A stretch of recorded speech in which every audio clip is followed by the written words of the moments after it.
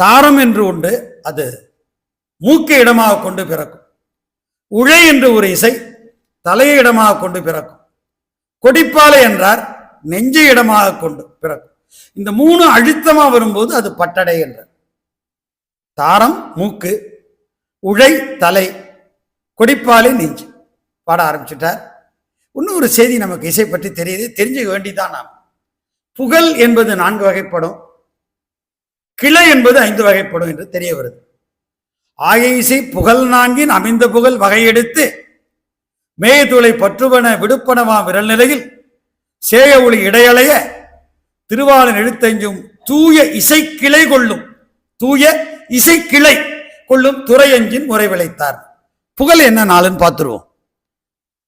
7 சுரம் கொண்டது பண், 6 சுரம் கொண்டது பண்ணியல், 5 சுரம் கொண்டது திறம், 4 சுரம் கொண்டது திறத்திறம். இதுல வாசிக்கிறது.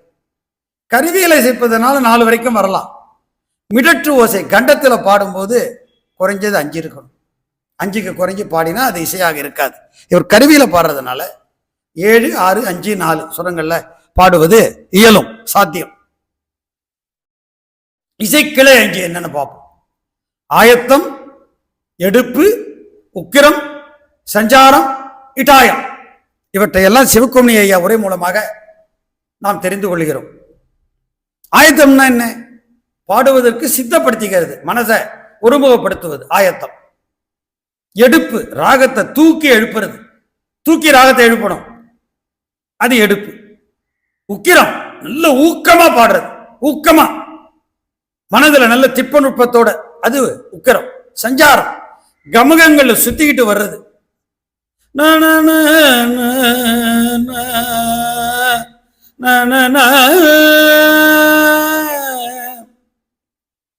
இது கமகம், அத சஞ்சாரம்னு சொன்னாங்க.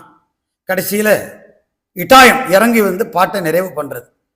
அப்படியே நீர்ல ஓடம் அசைவது போல இசையில பாட்டு அசைந்து போகணும்.